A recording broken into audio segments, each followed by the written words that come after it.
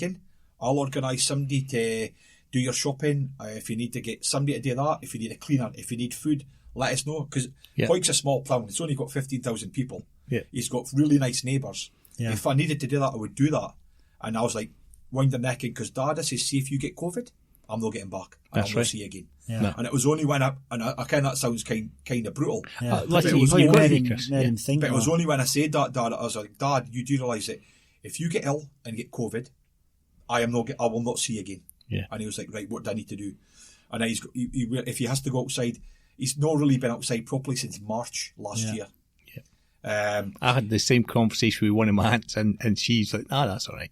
Aye. She's totally the opposite. I said almost word for word for you said, I won't be able to get back, can't do anything to help you, and I offered all these, same things, getting people, friends and stuff to get food delivered and etc. She's like, no, I'll be fine. And to be fair, she's been fine, but she's got a small bubble. She goes to my other aunts and who's in her nearly 90. So she does that, but then Lorna's mum, totally opposite. Keep him safe. Lorna's on her. Yeah, no worries. I'm staying in. Our two brothers are telling her, stay in. We'll get stuff delivered and stuff. And she's hardly been at the house since March as well, but she's managed. So. I think it's now, though, more people back home, they weren't taking it serious at first, but I think now it's getting to the point everybody knows somebody that's probably passed away from it. Yeah, I think that's it, yeah. I'm sure there's been some 26 deaths or something in Hoyke. That's quite incredible. So everybody will know one of them people, won't they? I'll probably know 6 or 7, and my other neighbour back home at the moment is in the hospital with COVID, and it's fingers crossed she pulls through a bit. It's quite incredible, isn't it? We're so lucky to be here, aren't we? Yeah. We're isolated anyway, aren't we? Yeah, exactly. Most isolated major city in the world, and we've got sunshine. So we're isolated in the sunshine. Yeah. COVID doesn't like the sun. We can get to the beach, we can go out and do stuff, It's our lives kind of stalled a wee bit for 4 weeks. Yeah. 5 weeks. That's as bad as it got, though, isn't it? And it was about back to normality. Yeah. Yeah, but again, we're just so lucky. I thought we were lucky before COVID, but I definitely know we're lucky now. We are, though, isn't it? It's the best thing we've ever done coming here, I have to say, Chris. I mean, you might feel the same. I know I've never had any draw to go home, I have to say. Right?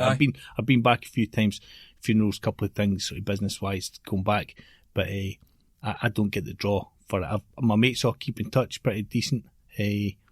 We use Skype or FaceTime, whatever. We use Alexa now. It's fantastic. My daughter, she was only a year old when we got here, and she never knew her grandpa. And for the first, grandpa's sadly passed away a few years back, but they were able. She was able to get to know him and the gran on Skype, right? And and my two oldest boys actually learned how to read on Skype. Right. So Gran and Grandpa would read them bedtime stories at 12 o'clock in the day. And my two kids would be lying in their bed listening to bedtime stories. Then they got a wee bit older, and Lorna went and got them like all the Enid Blyton books. So they would read one page, and Gran would read another page, and Grandpa would read another page. And they learn, and they all read at like exceptional levels. That was all through Skype and stuff. I just used it. It's amazing, Do you get much with Skype and that, Mark? Not so much now. I Skype all the time with my dad.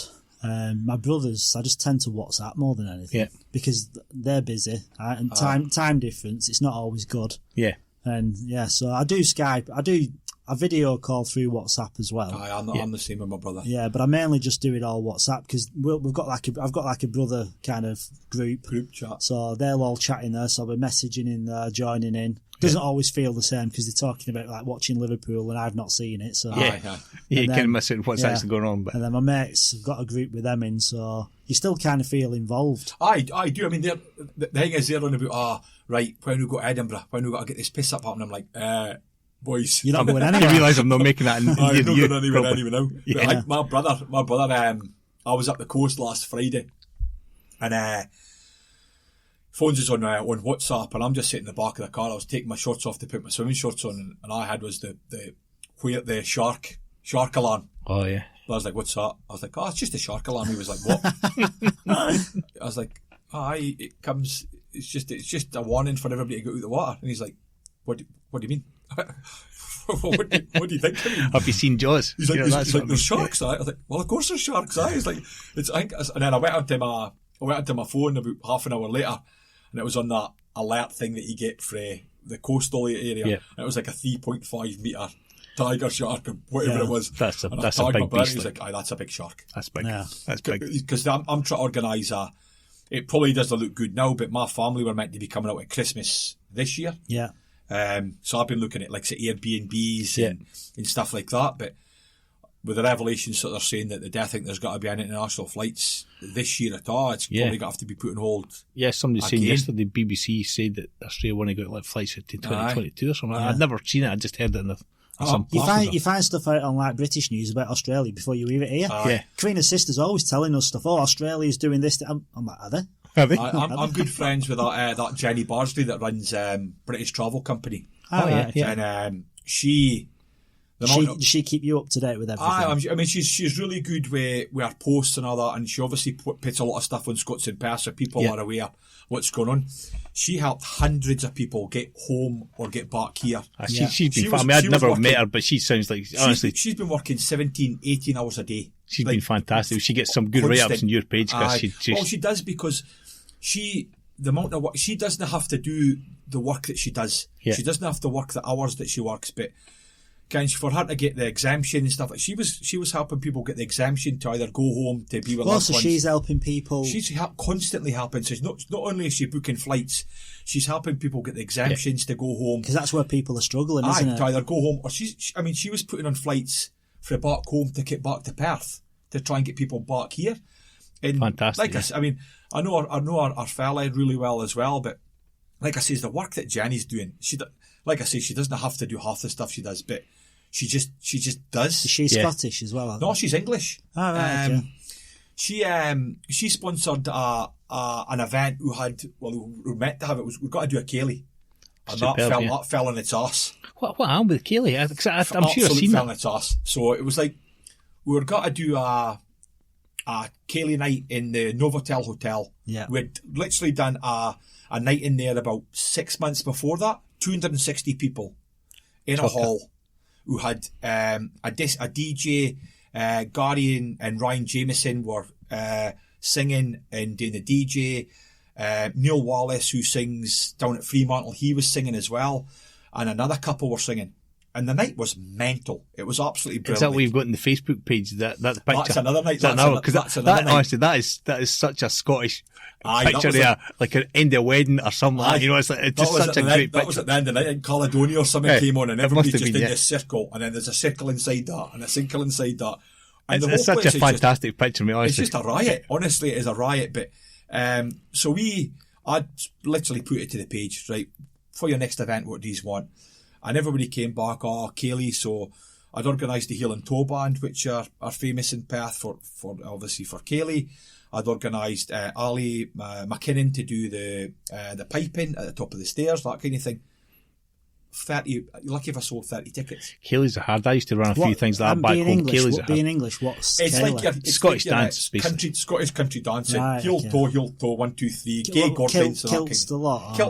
I mean, people would have been encouraged to do that, because I was put the House of Tartan on the page as well. So when I done my first or second Scottish night, they were like, "Come along, we'll kit you out for free because of the amount of free promotion you're getting." I've been very lucky, right? So I was invited to the Great British Chippy when it first got taken over for Alana and her husband Stevie. They were like, "Come up, try it." It's fantastic, now been taken over. It's like you're like an influencer. It's an influencer. It's the amount of stuff Chris puts in his page, man, and the support he gives to that page is incredible. I'm actually trying to be an influencer. I've just set up an Instagram account, so I'm going to ask you for some tips, I think. I rock up, right? Sit down. I think me and my mate Fraser was there, and they came through like, "So what do you want?" I was like, "Oh, this is just whatever." So they came through: king rib, pizza crunch, smoked sausage, fish, haggis, pie, everything, literally everything. Cut it into little bits and all that. You should have videoed it. Well, that was like never even fun. No, you're thinking you're going to get it. So I'm sitting there, chips everywhere, curry sauce, peas, iron brew. And I'm just sitting eating it. I'm just sitting tucking away. And honestly, you could have rolled this out that. And then even to finish, like, do you want to try a buttered Mars bar, which is what you do back in Scotland as well. Yeah. I have to say, in Scotland, never ever had a buttered Mars bar. It became this sort of. Did you see Selman Hoyt then? Because I never sold them in arcade. It's like literally the same batter as what you use for your fish. I cannot remember ever seeing them. I only ever seen them maybe. I think probably the first one I seen was here, actually. Our chippy would be buttering like clean eggs and all that kind of stuff. whatever the literally batter and chuck in a deep fryer, it was good to go. So when you were there, then it would have been like an equivalent of Scottish man versus food, wasn't it? Yeah, for the amount of food you were getting. We gave it a good hit a bit, and I can admit, like, so I literally came out of there. I got a 40 taken with Alana. So they literally, their whole setup was built back in the UK. So their fryers and all that, and their design, their signage was done back in the UK, and they shipped it over here. Yeah. So I got a photograph taken just outside the chippy, right next to the big sign, and I just put, by the way, guys, so I'm not even sure how many people was on the page. I've just been for a feed at the Great British Chippy up in Currumbine. Give it a go. It is a taste of home. Like, the place is amazing. It's a good chippy, to be fair. Proper chips. Everything you walk back home. Real chips. And literally, they were inundated with folk going up. There was a lot of negative stuff to start off with. Yeah. That's because they were inundated. There was like 200 people trying to get in. I've heard about that place. It was too greasy and stuff like that. I was like, listen, try it. Not you've heard about it. It's just been taken over for new people. Stevie was always a bit of an entrepreneur. He'd always been in and about different stuff. I'm pretty sure he had a chippy back home. He knew how to run it. And literally, and maybe a couple of years ago, opened one up in Butler. But it was honestly. Is that the same chippy? Is it Chippies? Is it Chippies? Because there used to be one in Yanchep, and then there's Great British Chippies. Great British Chippies. So they're in Currumbine, next to the Dan Murphy's. Yeah, I know where it is. I've been in it a few times. I've not been in it for ages since we moved up here. We used to stay in Currumbine. There is one at Butler, like near where the Caltex is and the McDonald's. It's behind there, isn't it? Aye. Because there was Chippies. There was one. I don't know if it's still there. I've never up there either. But Yanchep had Chip. I think it was called Chippies. And then there was one at Butler. There was another one. There was 3 or 4 of them, but there was a Scottish guy that started that as well. And they had all the spiel on the wall and stuff. It's quite nice. You always get folks saying, "Oh, listen, somebody was on the page the other day. Somebody was wanting a buttered sausage supper, and I was like, by the way, if you've not tried it, get yourself the Great British Chippy." Oh, it was a pizza crunch they were wanting. So that's a margherita pizza, right? Deep fried and butter. In butter. Is it nice? Unbelievable. Horrible. Don't eat it. See if you put loads of brown sauce, like proper chippy brown sauce in it. When I was maybe 18, I'd go, that is fine. My wife used to kill for it. She absolutely loved them. See, now you go, oh, it's not the same. You can never go back. That's what I say. It's not healthy though, is it? Deep fried. Deep fried cheese. Deep fried eggs and marred bars. There's nothing healthy but deep fried stuff. It's lovely. It's good. It's killing you. Every mouthful you take is killing you. You know it. Like, it's the best hangover cue on a Sunday. Like, we used to play football up there on a Sunday. Like, I was, for the last 2 years, I was manager at a football club here. Oh, yeah. What team was that, Chris? So it was CAFC Perth Lions, right? So it's Celtic Australia's. I thought you were still playing with them, so you play with them, just no. I'm just going to play. Right. I've managed for 2 years, and it absorbs your life, like. Yeah.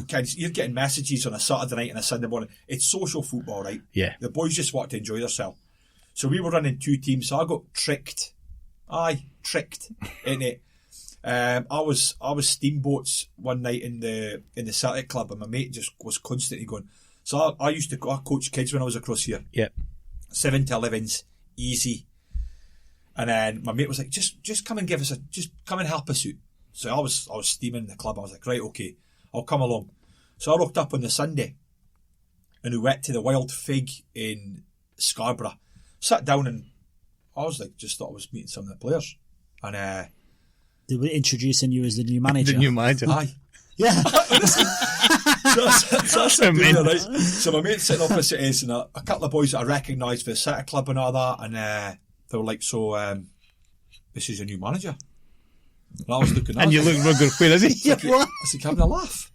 And they're like, no, Stephen says, I was like, I thought I was just coming today help out with a bit of coaching and all that. So literally that's how it started. So that asked me what I would do and what I could bring. And I was like, listen, every coach I've had back home, it wasn't your, right, put the football down and go away and do Union Jacks. Everything that I've always done is with football. I was like, listen, I'm happy to take coaching and see what you think, kind of thing. And I got the boys super fit. Good. First season we finished 3rd in the league, highest they've ever finished. That's fantastic. We went on a run towards it. Like first 5 games we started off really, really slow. Didn't have a keeper. So hard to get decent goalkeepers, wasn't it? We started, like I said, we started off on a bad run, and then we went on, like, I think we'd lost 1 in 14 or something, finished third in the league, got the semi-final of the cup, but then this year we got rattled with COVID.